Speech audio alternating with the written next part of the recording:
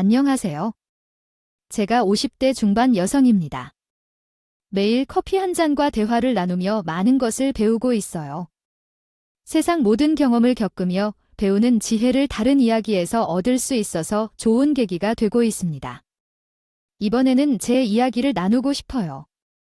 인내력이 필요한 어려운 삶을 살아왔습니다. 경험을 통해 얻은 깨달음을 여러분도 간접적으로 체험하고 지혜롭게 삶을 살아가시면 좋겠어요. 연령이 들어가면서도 겸손해야 한다는 것을 깨닫고 있습니다. 삶을 겸손하게 살아가는 것이 중요하다고 생각해요.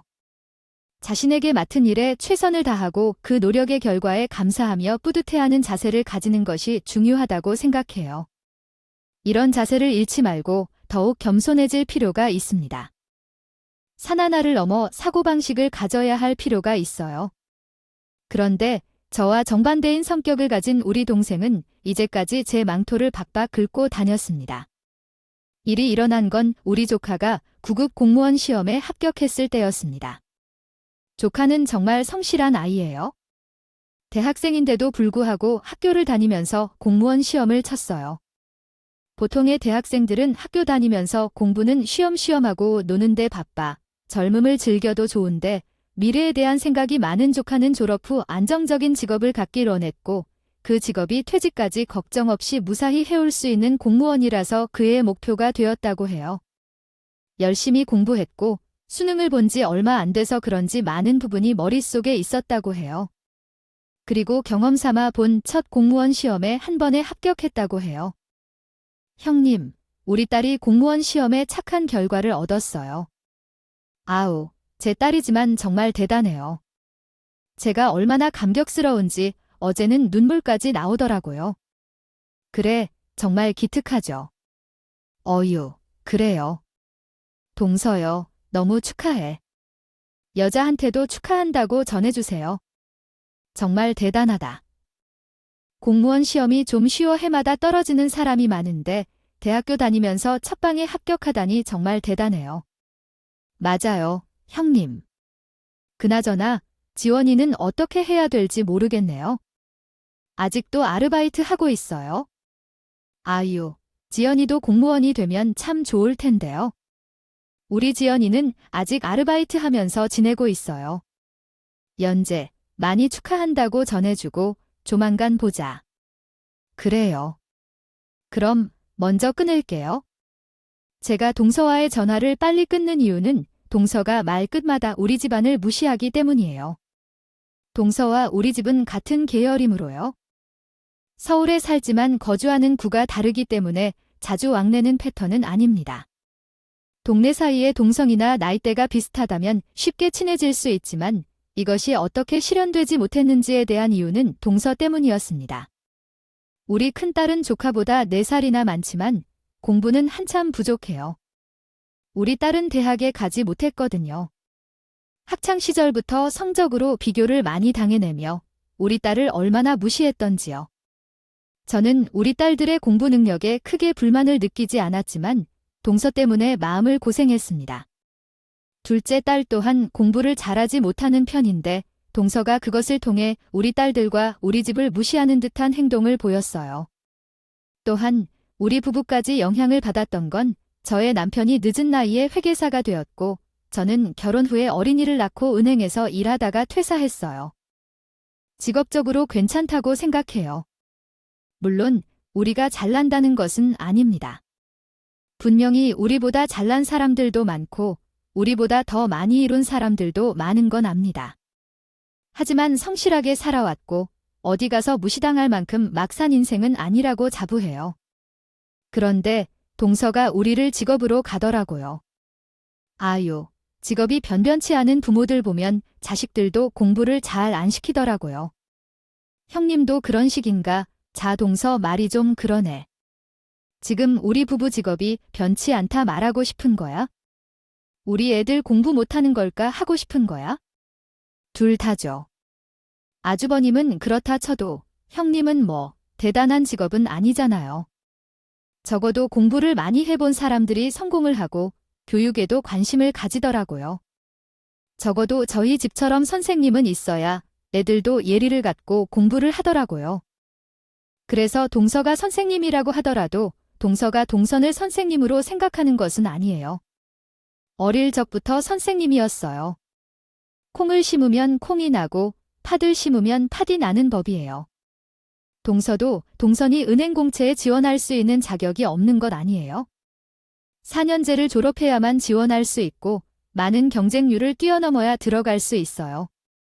동서는 대학을 나오지 않았지만 그 이후로 동서를 무시하지 말아주세요.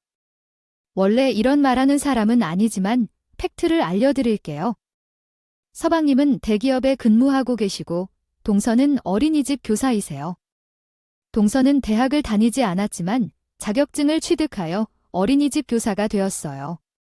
우리 부부가 공부를 더 많이 했고 더 성실하게 살아가고 있지만 동서가 왜 그런 발언을 하는지 이해할 수 없어요. 모르겠어요. 보통 이런 집안이면 더 잘 풀린 부부가 그렇지 않은 집을 무시해야 하는 게 맞는 말인데 어제 동생은 거꾸로 됐습니다. 어머님이 아버님께 그렇게 많이 지원을 해주셨기 때문에 당연히 회계사가 되었겠죠. 어머님의 지원이 없었다면 아버님이 회계사가 되었겠어요. 거의 억지로 이 벌어서 밥 먹였던데? 아이, 그렇게 지원해줬으면 우리 남편도 저도 회계사가 될 것 같아요. 그리고 형님이 은행 공채로 취직한 게 뭐 그리 자랑할 만한 일이라고 하는 건지요? 지원하면 아무나 들어갈 수 있는 은행이고 아이요. 어차피 서비스업이에요. 무슨 소리를 하는 거죠? 동서 은행 공채는 4년째 대학교 다니지 않았으면 지원 자체가 불가능해요. 동생은 지원조차 못한다고. 전 내가 마음에 돼 후 종료하겠습니다. 직업이 제일 좋다고 하는 게 아니에요. 하지만 어디서든 무시받을 직업은 아니라고 생각해요. 특히 동서한테 더더욱 충분히 성실하게 공부해서 지원한 직업이고 이룬 성과인데 동서한테 그런 말 들을 필요는 없다고 생각해요. 동서는 자격지심 같은 게 있는 것 같아요. 부모님은 제 남편에게 공부를 지원해 주셔서 저희 남편만 회계사가 됐다고 생각해요. 서방님이 막히다고 생각하지만 실은 그렇지 않아요. 제 남편과 서방님은 성향이 전혀 다릅니다. 어렸을 때는 제 남편보다 서방님이 더 공부를 잘했다고 해요. 그래서 서방님이 더 좋은 대학에 진학한 것도 사실이에요. 그 노력은 정말 존경스럽다고 봐요. 그치만 저희 남편은 대학에 진학하면서 꿈이 생겨서 전공 수업 중 회계 수업을 들으면서 회계 분야에 흥미를 느끼게 됐어요. 공부를 좀 더 하면 더 좋은 직업을 가질 수 있다는 것을 그때 깨달았습니다. 그래서 군대에 갔다 와서 복학을 한 후부터 회계사 시험을 준비했고 몇 년의 고난을 겪은 뒤 합격할 수 있었습니다. 지금은 기업 회계팀에서 회계사로 근무하고 있습니다. 이것은 어머님이 지원을 해준 결과입니다. 시부모님이 밥을 억지로 먹이지 않은 결과예요. 두 형제는 꿈이 달랐고 제 남편은 꿈을 이룬 것입니다. 그걸 이렇게 풀어서 이야기할 줄은 몰랐습니다. 어머님께 여쭤본 적이 있고 어머님은 혹시 제 남편에게 회계사가 되라고 달하신 적이 있으셨나요? 아니요. 전 회계사가 뭔지조차 몰랐던 때였습니다. 나중에 알아서야 회계사가 사자 들어가는 직업이라는 것을 알았죠. 서방님이 이런 직업을 택하지 않았기 때문입니다.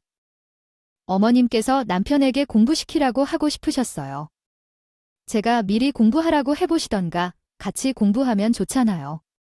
고부는 둘째 자녀가 더 잘했는데 대학에 가서 또 공부하려고 해서 그래? 그때는 대기업에 그냥 들어갈 수 있었던 시절이었어. 그래서 얼른 회사에 들어가서 돈을 벌고 싶었던 거지. 둘째는 그렇게 하고 싶다고 했고 내가 뭐 강요할 수 있겠어. 그래도 둘 다 잘 되었잖아요. 어머님은 아들들을 잘 키워주셨어요. 동생에게 이런 사실을 알려주니까 그런 다음에는 제게만 혀를 까더라고 하셨어. 제가 생활 속 꿀팁을 알려주면 그걸 이제 알았냐고 엄청 무시를 해. 어머님은 욕실 거울에 린스를 바르고 마른 수건으로 닦아내면 김이 서리지 않는다고 하시더라고. 그거 모르는 사람은 어딨어요. 어머님도 그런 거요?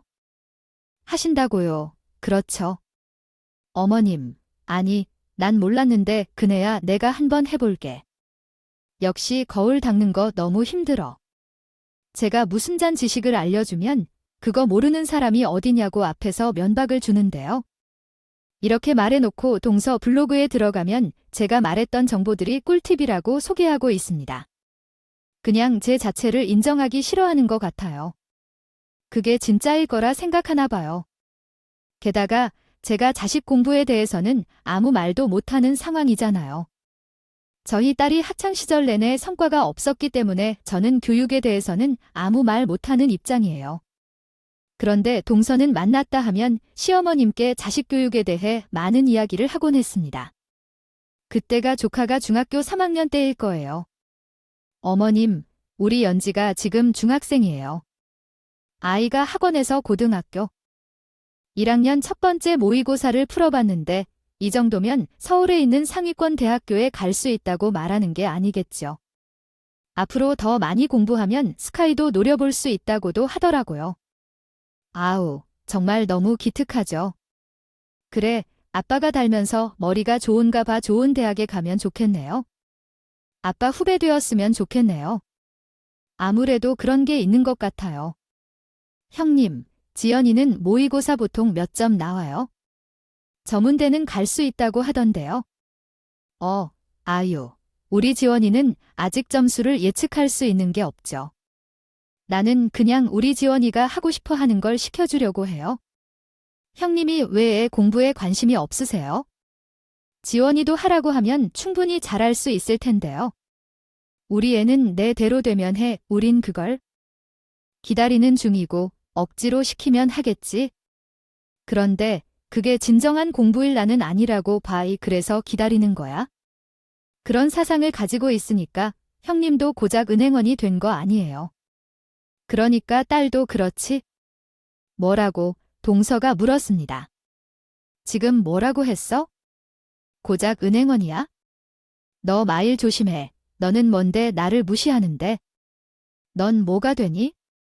너는 공부 자체에서 대학도 안 나온 거야. 왜 그때 진짜 폭발했습니다. 동서도 어이없어 하더라고요. 어머님도 제가 공감이 되는지 자리를 비켜주셨습니다. 동서는 아무 말 못하더라고요. 동서는 공부에 관심이 많아서 어린이집 교사를 하는 거야? 말해봐, 너 고졸이라 형님 지금 저 고졸이라고 무시하는 거예요? 형님은 대학 나왔다고 지금 이러시는 거냐고요? 내가 고졸을 무시하는 게? 아니라 내가 지금 나한테 공부를 못해서 직업이 고작 은행원밖에 안 된다고 무시한 거야? 그래서 나가 이러는 거고 문제의 요점을 못 찾는 거지? 형님, 너 지금 학벌을 가지고 이러는 건 아무 소용없는 거 알잖아요.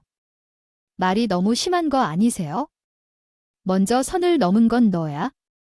너는 뭐 대단한 걸 이루었다고 나를 무시하는 거야? 내가 뭔데 나를 무시하는데? 내가 뭔데 우리 딸을 무시해? 한 번만 더 이런 말하면 그때는 이 정도로 끝나지 않을 줄 알아? 알았어. 그때 동서도 시부모님이 계시니까 더 이상의 댓글을 하지 않겠지만 그 뒤로도 종종 제 심기를 건드리는 말을 해서 몇 번이나 말싸움이 오갔던 적이 있습니다. 정말 어이없지 않나요? 아니, 이게 무슨 적반하장이에요? 자기 딸이 공부를 더 잘한다고 왜 우리 가족을 무시하냐고 자격지심도. 유분수지 박운지 어디에서 하는지 궁금했어요. 제 남편이 얼마 전에 제게 얘기했어요. 그는 어릴 때부터 자기가 무엇을 해야 하는지 모르는 상태였고 자기 자아 성장 과정이 아주 오랜 시간이 걸렸답니다. 아마 그래서 우리 딸들도 그런 면이 있는 것 같다고 말하며 천천히 결정하도록 기다려주자고 했어요. 그래서 저희는 그것을 기다리고 있었습니다. 그동안 한 달 전부터 자신이 무엇이 재밌는지 모르겠다고 했었어요. 조금 흥미를 느낄 때도 있었지만 금방 질려하는 경우가 많았거든요. 노는 것조차 금방 지루해지는 성격이라 저도 상당히 고민 많이 했습니다. 아이를 달래거나 조언을 하기도 했지만 그의 생각이 변하지 않았어요. 공부는 뒷전이라 인간관계가 좁다 보니 아이가 무슨 부족함이 있는지 한번 살펴보기도 했어요. 혹시 ADHD나 다른 주의력 부족 관련 질병이 있는지 확인해보고 싶었어요. 걱정이 되었지만 의사소견을 듣고 깨끗하며 자신에 대한 고민이 깊고 신중한 성격을 가진 당신은 답을 찾아가며 급속도로 성장할 것이라는 유산 팁을 받았습니다. 그래서 기다리고 있는 중입니다. 이제 성인이 되었지만 자기 생활을 꾸려나가고자 알바를 하며 돈을 벌어 써왔습니다. 인생 경험으로 인해 대학을 가지 않고 25살이 되었습니다. 나중에 동생의 딸이 9급 공무원 시험에 합격하여 동생에게 얼마나 큰 힘이 들어갈지 상상할 수 있습니다. 동생은 밉지만 조카는 정말 훌륭히 성취했습니다. 조카의 성공을 진심으로 축하해주고 있습니다. 이에 시어머니가 집안에 공무원 합격자가 생겼다며 잔치를 열어주자고 제안하였습니다. 저희 남편이 회계사 시험에 합격했을 때도 동네 잔치를 열었어요. 손녀와 딸이 공무원이 되었다는 소식에 축하해주고 싶은 어머님의 마음을 이해했습니다. 형님께서는 우리 집에서 공무원 시험에 합격한 사람이 나왔다면 잔치를 베풀어야 한다고 하셔서 저희 집에서 소소하게 가족 잔치를 열까요? 다음 주 주말에 오실 수 있으실까요? 어떤 시간이 어울릴까요? 그러면 공무원이 된다고 모두 축하하기에는 적당할 테니 잔치를 베풀어도 좋을 것 같습니다. 시간을 맞춰 가도록 하겠습니다. 조카의 기쁜 소식을 모르는 척할 이유는 없잖아요. 저도 진심을 다해 축하하고 싶어서 그날 가져갈 선물도 준비했습니다. 그리고 가족 모두에게 소식을 알렸습니다. 그렇게 해서 파티 날이 되었습니다. 가족들끼리 함께 축하하는 의미로 온 가족이 모두 모였네요. 이번 축하 파티에 많은 신경을 썼답니다. 느껴졌어요. 출장 뷔페도 부르고 동서도 족하면서 비싼 옷도 맞춰서 입고 있었어요. 연지야, 아유, 너무 축하해.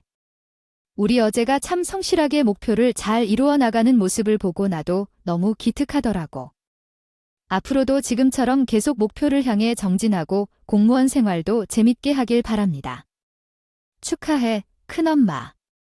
좋은 말씀 감사합니다. 계속 발전하는 사람이 될게요. 감사합니다. 그리고 이건 용돈이야. 사회생활하면 외적으로 보이는 것도 신경 많이 써야 해 필요한 걸 샀어요. 제와 남편은 꽃다발과 용돈을 준비해서 갔어요. 조카와 동서가 엄청 좋아하더군요. 우리도 온 마음을 다해 축하해주고 있었습니다. 우리 큰딸이 그날 함께 갔었어요. 사촌 동생이 좋은 일이 생겼다고 하니까 축하한다는 뜻으로 화장품을 샀더라고요. 둘 다 주고받으며 웃는 모습이 너무 예쁘다고 생각했어요. 그렇게 화기애애한 분위기가 계속되었고 식사 시간이 되어서 온 가족이 미리 준비된 뷔페 음식을 떠서 모여 앉았어요. 어머님이 아버님이 먼저 앉으셔서 드시고 계셨고 우리 딸들이 그 옆에 앉아서 먹었죠. 그런데 동서가 우리 큰딸 뺨을 손바닥으로 팍팍 치는 거 아니겠어요? 얘야, 너 지금 뭐 하는 거야? 코졸. 백수연이 겁 대가리 상실했니? 지금 이게 무슨 짓이야? 아니 동서, 지금 뭐 하는 거야? 너 왜 우리 딸 뺨 맺히는 거야? 이게 무슨 경우 없는 짓이야. 저는 너무너무 놀랐어요. 동서는 제가 소리치자 잠깐 멈췄다가 저희 딸을 더 치려는 게 아니겠어요. 전 그 즉시 동서한테 가서 동서의 손을 결박했습니다. 이거나요. 이제 나 도대체 어떻게 해야 하는 거야? 식사하는 것부터 시작해야 하는데 지금은 올바른 순서라고 할 수 없어. 아무리 봐도 여기서 문제야. 우리 딸은 존중받을 예의조차 없이 먼저 수저를 드는 어른을 보고 나섰다. 오늘은 우리 딸의 생일 파티라면서 우리 딸의 식사가 중요한 거 아니었어? 왜 이렇게 하니? 넌 이해가 안 가. 고작 고졸이며 백수인 우리 딸의 존재가 이렇게나 열받게 하는 건 아니랍니다. 나이든 어머니와 아버님이 먼저 식사를 하고 계셨고 남편과 남편의 아버님이 배기를 먼저 했으니 이젠 당신도 그런 예의를 갖추어야 할 것 같습니다. 다만 제가 아무 말을 하자마자 눈길을 피하셔서 속상한 마음입니다. 왜 이런 식으로 행동하시나요? 만만하게 봤으면 우리 딸 얼굴을 칠 수가 있어요. 저도 피가 거꾸로 솟으면 듯한 기분이 들었습니다. 눈깔이 돈다는 게 바로 이런 거구나 싶어요.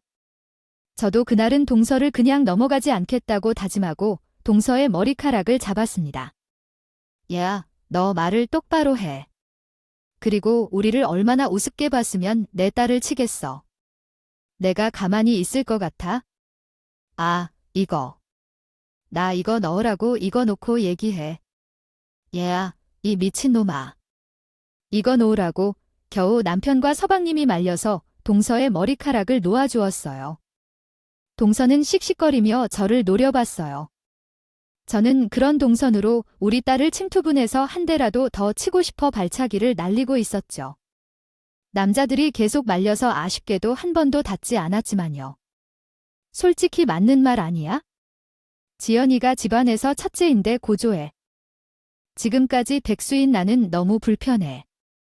어머니 옆에 앉아도 자가 먼저 식사하는 것도 주인공인 우리 딸이 해야 하는 것인데 어디에서 이런 경솔한 행동을 배웠는지. 왜 형님이 자녀를 이렇게 키우는 거죠? 그건 버릇이 없는 행동이고 뺨까지 치면 어쨌든 나는 가장 어린 사람인데 숟가락을 집으면 밥을 먹을 수 있는 거예요. 내가 뷔페식으로 준비해서 밥을 먼저 먹게 했는데 누가 먼저 숟가락을 드는 게 맞는 건지 그게 왜 문제가 됐는지. 게다가 연지 자리를 내가 맡아두기로 한 것 아닌가? 어머니에게 그렇게 한 예의가 바르게 할 수밖에 없는데 아름다움을 향한 욕망이 있는 것 같은데 너의 개념이 없는 건 어디서 나온 거니? 왜 그렇게 경솔한 행동을 했어? 너 때문에 우리 지연이도 공부를 못하고 대학에 가지 못한 거야? 형님이 이런 식이면 지연이가 성공하지도 못할 거야. 알바만 하고 다니면서 먹여줘. 감싸기만 해서 그렇지. 옳다고 그러면 그런 거야? 제대로 파악하지 못하니까 그런 거 아닐까요? 도대체 자식들이 언제까지 뒷받침을 기대해야 해요? 인생을 그렇게 살다 보면 안 된다고요? 내 자식은 제가 알아서 키울 테니까 내가 뭔데 지적해? 우리 애들이 공부만 못했지 알아서 잘 자라고 있어? 자신의 앞날을 잘 책임지고 있는데 내가 그런 얘기를 할 필요 없어. 어이가 없네. 말 돌리지 말고 사실대로 대답해. 내 딸이 친 거 사고하라고 짓거리네. 잘하기를 혼자 배울 수도 있다. 인생에서 학벌과 직업만큼 중요한 건 없어요. 그걸 아십니까? 그러니까 넌 학위가 있어?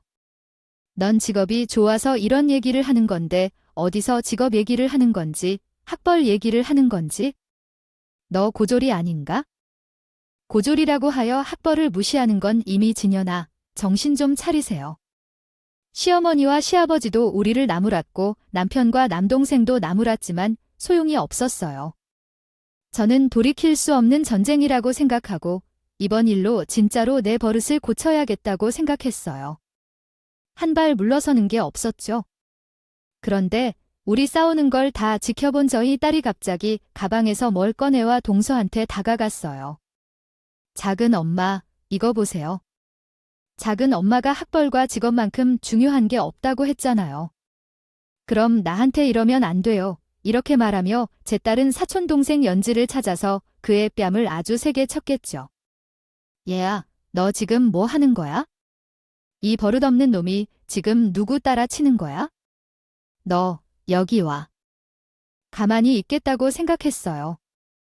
우리 딸은 방에서 꺼낸 종이를 동생들 앞에 펼쳤어요.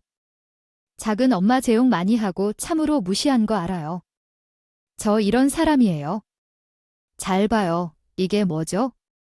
그래, 내가 해봤자 별 대단한 게 아닌가 봐. 뭐야, 가져와 봐우 동생들이 그 종이를 보는데 눈이 휘둥 젖었어요. 저도 가서 봤더니 분명히 그 종이에 제 딸 이름이 쓰여 있었고요. 5급 행정공무원 합격증이 있어요. 그때 저도 놀랐어요. 아니야, 이게 뭐야? 이게 무슨 이야기야? 5급 행정공무원. 아니, 너 합격증이야? 세상에, 너 5급에 붙었어? 엄마 말 안 해서 미안해. 사실은 알바하면서 조금 공부했어요. 오늘 여기 와서 다 같이 있는 자리에서 공개하려고 했는데 이렇게 공개할 줄은 몰랐네요.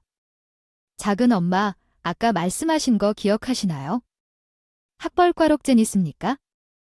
직업만큼 중요한 것은 없다는 말에 저는 감명받았습니다. 구급 주제를 급하게 까불면 다치게 될 수 있습니다. 5급 공무원 공채 응시 자격은 우리나라 국민으로서 만 16세 이상이기만 하면 됩니다. 그 외에 학력이나 신분 등의 제한은 전혀 없습니다. 그래서 딸은 고졸이지만 시험을 볼 수 있었고 응시할 수 있었습니다. 저는 열정적으로 분위기를 유지하고 있었는데 우리 딸은 차분하게 자기를 내세우며 무시하는 태도를 보였습니다. 그래서 나와 제 아내에게 고졸인 줄 그렇게 말씀하셨어요. 거기에 백수라고 무시하는 태도를 취했습니다. 저는 이제 5급 공무원입니다. 그럼 이제는 뭐 고조의 5급 공무원이라고 하려는 건가요? 우리 딸도 상처가 많았는지 동생에게 오랫동안 이야기를 나누었고요. 동생은 제 믿을 수 없는 표정을 지었고 그러다가 매우 당황해 우리 어머니와 나는 눈을 못 뗄 정도로 되었습니다. 마주쳤다. 작은 엄마, 저한테 사과해 주셨으면 좋겠어요. 작은 엄마가 사과하면 저도 연희를 뺨친 것에 사과할게요. 그래요. 이렇게 딸이 말하자 동서는 가족들 눈치를 보기 시작했어요. 그런데 나무인 동서가 드디어 눈치를 살피는 모습도 기이한 광경이었습니다. 자, 너 오른쪽으로 사과해라. 그래야 해야 하는 거야? 내가 먼저 잘못했어. 조카가 어려움에 처해 있고 힘들어하면 응원하고 북돋아 주어야지. 아이랑 가족끼리 비난하면 안 돼. 내가 여러 번 내게 말한 것과 같은데 너는 전혀 듣지 않는구나. 아, 어서 사과해. 그래야 자식도 사과를 받을 수 있는 거야. 동서는 그때 나무인 눈물을 흘린 것을 느끼는 것 같아 보였습니다. 모두가 보는 앞에서 한참을 울더니 내 딸한테 사과를 해주었습니다. 미안해요. 제가 이해하는 바로는 다음과 같습니다. 미안해요, 지연아. 작은 일이었다고 하지만 엄마가 내 뺨을 친 것에 대해 참으로 미안하고 찝찝하며 고개를 숙이며 미안하다. 알겠어. 나에게 내가 받을 벌을 알겠어. 대신에 한 가지만 더 부탁할게. 다시 우리 엄마에게 내게 대한 나쁜 말 하지 말고 그리고 내게 손짓을 하지 않도록 하고 심지어 가족이라 해도 이렇게 넘어가지 않을 거야. 그리고 지금 내가 내 뺨을 쳤다는 걸 참으로 미안해. 많이 아플 거라 생각해. 앞으로는 따로 만나서 해결하자. 동생이 목축 파티가 분위기를 망친다는 이유로 너무 조심히 해줬으면 좋겠어. 눈치 보며 먹던 밥이 안 넘어가니까 우리 먼저 가볼게. 더 이상 이런 상황에 있을 필요 없어. 저희는 조카의 9급 공무원 합격 파티가 끝난 뒤 집으로 돌아왔다. 그리고 딸에게 상세히 물어보았다. 5급 공무원이 도대체 무엇인지. 무슨 일이 일어난 거예요? 엄마는 사실 너가 공무실에 합격했다는 소식에 놀랐어요. 어떻게 그런 일이 일어난 건지 아빠도 놀랐어요. 너는 이전에 공부를 한다고 집에서 말한 적이 없었잖아. 왜 그런 일이 일어난 건지? 딸은 저희를 보면서 차가운 웃음만 지으며 말도 제대로 하지 않았었어. 얘야, 빨리 말해봐. 엄마가 숨을 거두려 한다. 이거 정말로 합격한 거 맞지? 언제 그 일이 있었던 거야? 왜 말을 안 했어? 실은 발표는 9월에 있었고 연지는 연수를 받고 있었어. 9급 공무원으로 준비 중이야. 내가 합격했다고 하면 집안 사람들의 모든 관심이 나에게 집중되어 연지가 당황할까봐 일부러 천천히 말하고 싶었어. 그래서 말을 하지 않았던 거야? 우리 딸이 이렇게 교묘하게 속임수를 쓰는 거야? 사촌 동생조차 마음을 이해해주는 것을 알면서도 집중력이 떨어질 걸 알아요. 그 스포트라이트를 받을까 봐 일부러 말 안 하고 있었다는 거지요. 대단한 일을 어떻게 비밀로 유지할 수 있을까요? 정말 제 딸이지만 대단한 일이었습니다. 공부는 언제 했을까요? 5급 공무원 시험이 얼마나 어려운지 알고 계신가요? 그 시험을 혼자 어떻게 준비했는지 알 수 없어요? 엄마와 언니가 정말 열심히 공부했어요. 엄마 아빠 몰래 밖에서 많이 공부했던데요. 실제로 5급 행정시험이 어려워서 붙기 어려웠지요. 괜히 공부한다고 말하면 엄마 아빠가 걱정할 것 같아서 숨겼어요. 시험을 떨어질까 봐 걱정했는데 합격하면 말할 생각이었어요. 하지만 이렇게 합격을 받았네요. 그동안 뭘 해야 할지 모르겠다고 하지 않았어요. 얼마 전에도 그랬던 것 같아요. 아이가 어떻게 공무원에 관심을 갖게 된 걸까요? 우리 딸은 자기가 좋아하는 것에 관심을 갖는 거거든요. 자신이 뭘 해야 행복할지 몰랐어요. 친구들과 만나는 것이나 TV를 보는 것도 재미없었고, 때로는 무기력하고 모든 일에 재미를 느끼지 못해서 딸은 항상 꿈이 없었습니다. 처음에는 우울증인가 싶기도 했고, 지능에 문제가 있는 것일까 생각하기도 했지만, 그런 면에서는 문제가 없었어요. 왜 이런지 모르겠어서 저도 답답했고, 딸 스스로도 깨우치지 못해서 어쩔 수 없었어요. 답답하게 기다리는 것 뿐이었습니다. 그러던 중 어느 날 갑자기 빛이 보였어요. 안정적인 직업을 가지고 싶었고 관리직이 잘 맞을 것 같았어요. 하지만 나이가 많아서 새로 시작하기는 힘들지만 좀 더 빨리 진출하고 싶어서 5급을 선택한 거예요. 아르바이트 하면서 정말이지 목숨을 걸고 공부했어요. 새벽에 독서실에 가서 공부하다가 들어갔어요. 그러고 보니 엄마는 모르겠지만 정말 미친 듯이 열심히 공부했어요. 코피도 여러 번 쏟았죠. 그렇게 해서 이제야 그 힘든 노력의 결실을 맛보게 되었어요. 얘는 엄마에게도 말하지 않았지만 얼마나 외로웠는지 정말 혼자 외롭게 고생했어요. 그래서 엄마 마음이 안 좋아서 아이에게 서프라이즈를 해주려 했었지만 붙을 수 없을지도 모르기 때문에 고민했어요.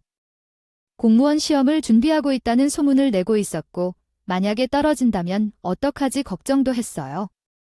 나도 정말 외로워서 힘들었는데 분명히 아빠나 엄마를 닮아서 머리가 좋은 게 아닐까 생각해 이렇게 5급 시험을 준비했는데 그럼에도 불구하고 4년 만에 합격했으니 말이에요.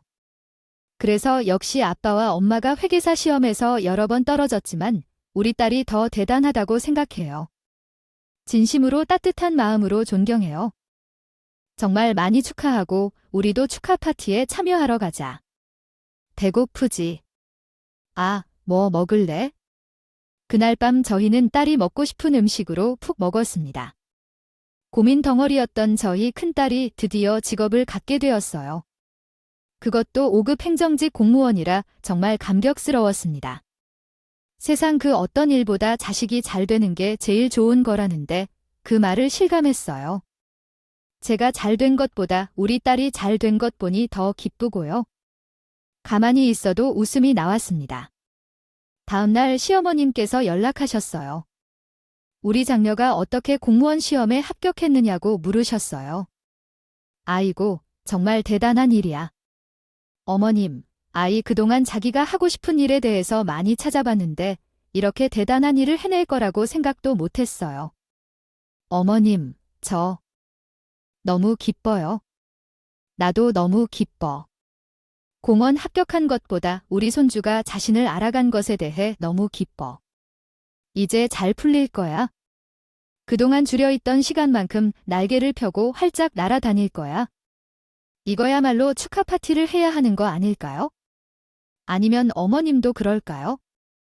아, 저도 사실 하루 종일 덩실덩실 춤을 추고 싶은 기분이에요. 아, 그러면 제가 축하 파티를 한번 만들어 볼게요. 그렇게 해서 그 다음 주에 우리 딸 5급 행정공무원 합격 파티를 열었어요. 5성급 호텔 양식으로 준비했어요. 럭셔리하게 축하해주고 싶어서 저희 남편이 아주 통 크게 쏘기로 했죠. 저도 딸에게 좋은 옷을 선물해 주었고 남편은 좋은 곳만 다니라며 명품 구두도 선물해 주었어요. 딸은 그에 어울리는 가방도 하나 샀다고 하네요.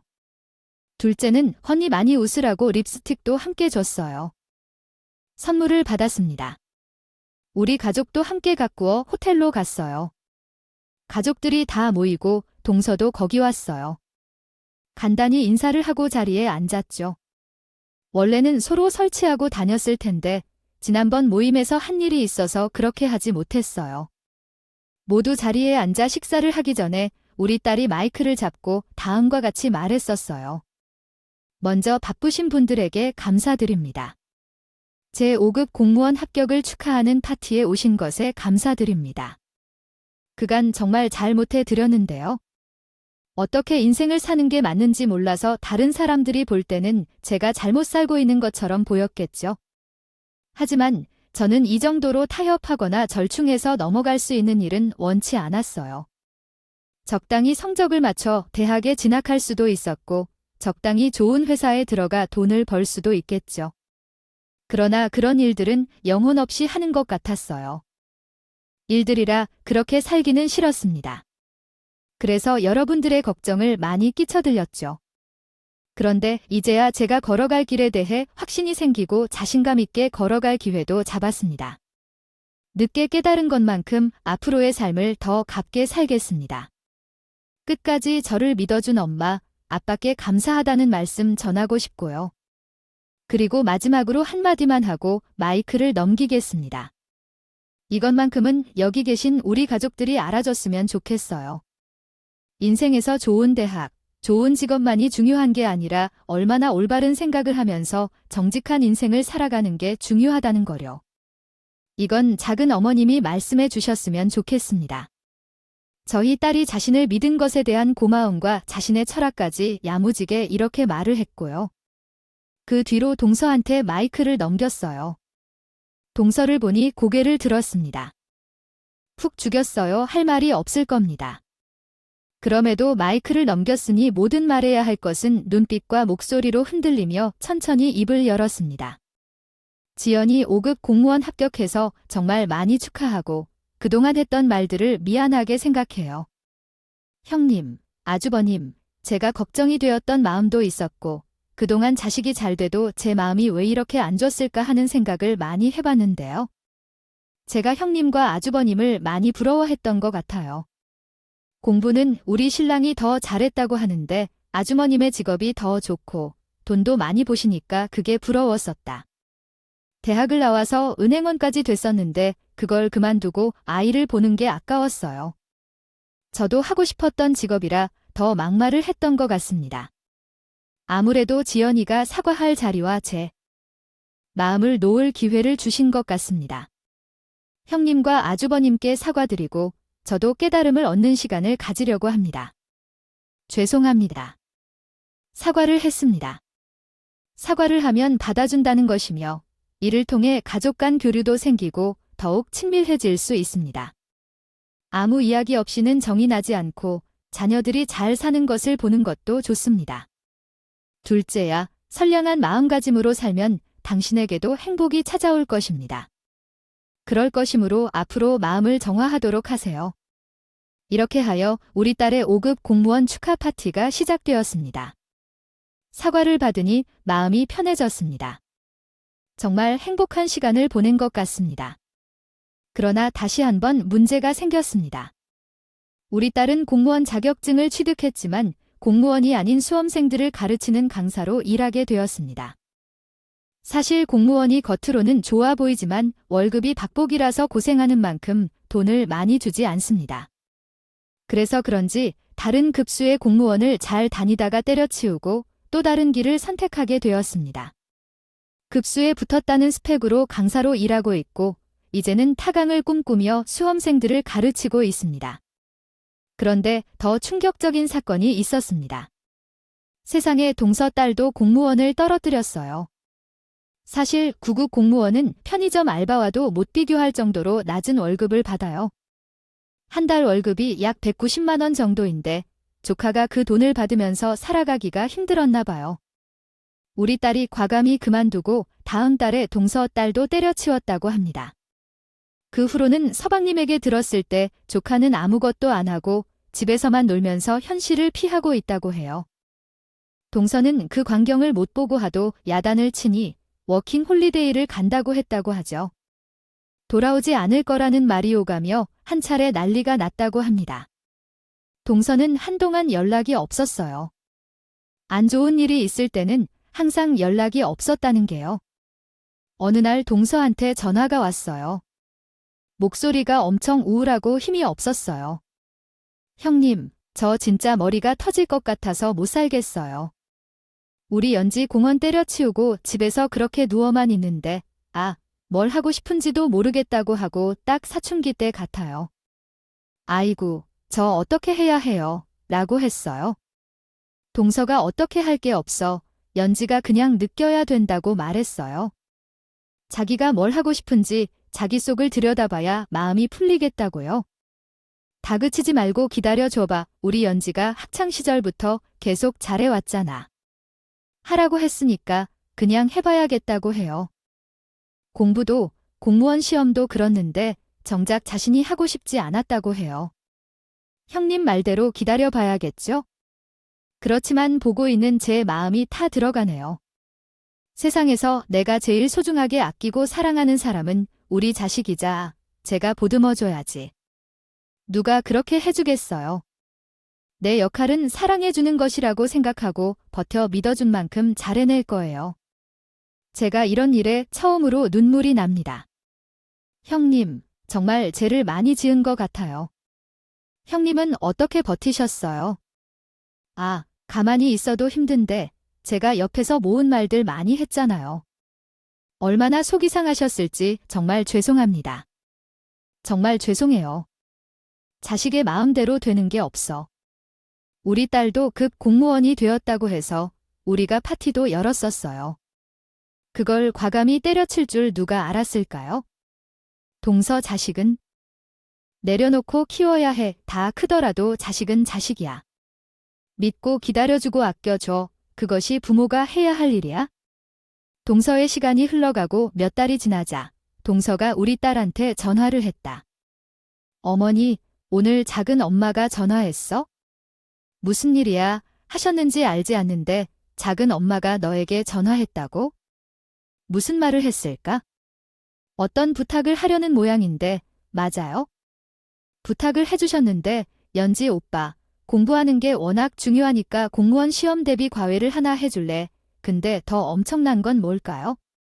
설마 10만 원이라니 어이가 없죠? 10만 원이라니 그게 어떤 기준인데? 동서가 세상 물정을 모르는 것은 알겠지만 너무한 거 아니에요.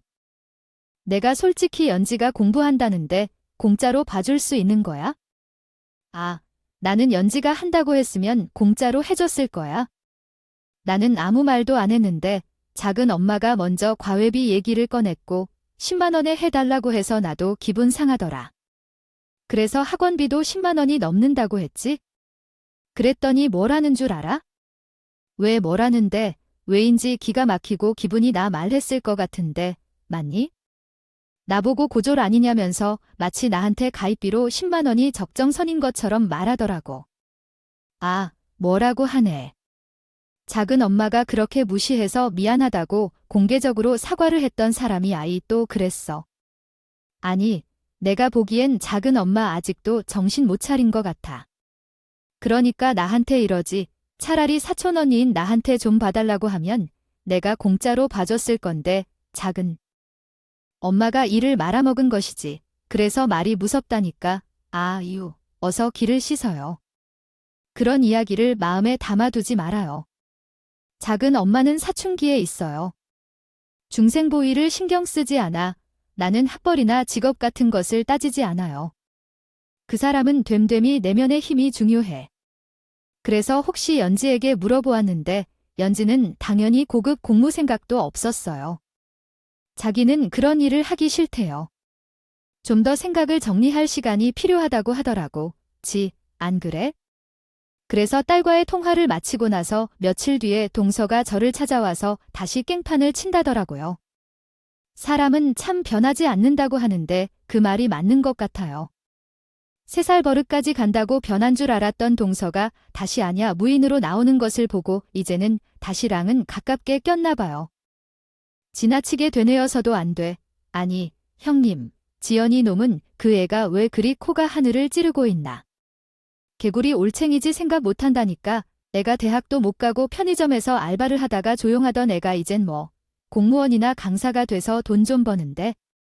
이거야 우리 연지 과외 못 시켜주겠다고 연락이 왔더라고요. 형님, 진짜 그 애의 교육을 어떻게 시키시겠어요? 아, 편한가 싶어서 믿었던 나가 바보였네. 동생이 그 말은 내가 하고 싶은 말이야. 동생아, 우리 지연이 공무원 합격했을 때 마이크를 잡고 했던 말들 다 까먹었니? 그때는 그렇게 설설기였다. 우리를 무시하는 거냐? 과외비 10만 원 준다고 했다며. 그게 당연한 것처럼 했다며 내 딸도 사람이고 기분이 있는 애야. 10만 원 던져주며 가르쳐보라고. 내가 언제까지 잘 될 줄 알겠어? 나도 무리한 소리만 하는 게 아니라는지. 동서의 자식 앞길에 소금 뿌리지 말라고. 동서는 미워도 동서 자식한테는 저주하지 않아야지. 동서 자식한테 저주하는 건 안 돼. 그러니까 계속해서 동서는 일이 잘 안 풀리고 벌 받는다고. 딱인 동서가 다시 싸움을 걸러왔어. 본전도 못 찾고 가버렸어. 그리고 동서가 2번 다시 사과하라고 하더라. 거짓 사과 듣기도 싫고 기분이 더럽다. 역시 사람을 고치는 건 아닌 것 같아. 죽음이라도 변한 줄 알았던 내가요? 바보로 보였던 상황이었어요. 그 후에 어떻게 되었는지 궁금하실 거예요. 결국 동서의 딸 연지는 호주로 워킹 홀리데이를 떠났고 어느 지역으로 갔는지 알리지도 않았다더라고요. 그리고 연락도 없대요. 가끔씩 서방님께 잘 지내고 있다 정도로 3마디 하고 있대요. 그래서 동서는 식음을 전폐하고 있다고 해요. 서방이 도착하고 지역 깊숙한 골로 돌아가겠다며 그러니 땅이 뺏긴 것처럼 한숨을 내쉬며 얘기를 했다고 해요. 동서는 자신의 인생의 전부로 생각했던 딸이 자신이 원하는 대로 따르지 않아 완전히 망가졌다고 했어요. 헬리콥터처럼 거의 매달려 살다가 이제는 조종할 아이가 없어져 빈 공간처럼 되었거든요. 그리고 시댁 모임이나 명절에는 참석하지 않는다고 합니다. 오히려 나는 동서의 얼굴을 보지 않고 살고 있어요. 시원합니다. 언젠가는 또 작은 엄마랑 부딪힐 거예요. 그럴 때는 무관심이 답이에요. 작은 엄마를 불쌍하게 생각하고 무시해주세요. 그러면 엄마가 스트레스를 덜 받고 건강해지죠. 큰딸의 속이 깊음을 보며 많은 걸 배우고 있어요. 제 딸의 말을 듣고 어떻게 살아갈지 많이 생각했어요. 하고 싶은 일을 하고 값진 일을 하며 정직하게 살 거예요. 성과를 이루더라도 그것이 성공의 끝이 아니라고 믿고 앞으로도 높은 산들을 오르며 살아갈 거예요. 제 딸을 정말 잘 키웠죠. 여러분도 각자의 삶을 어떻게 살아갈지 생각해보는 계기가 될 것입니다. 부디 들어주셨으면 합니다. 제 이야기는 여기까지이며 제 긴 이야기를 들어주셔서 감사합니다.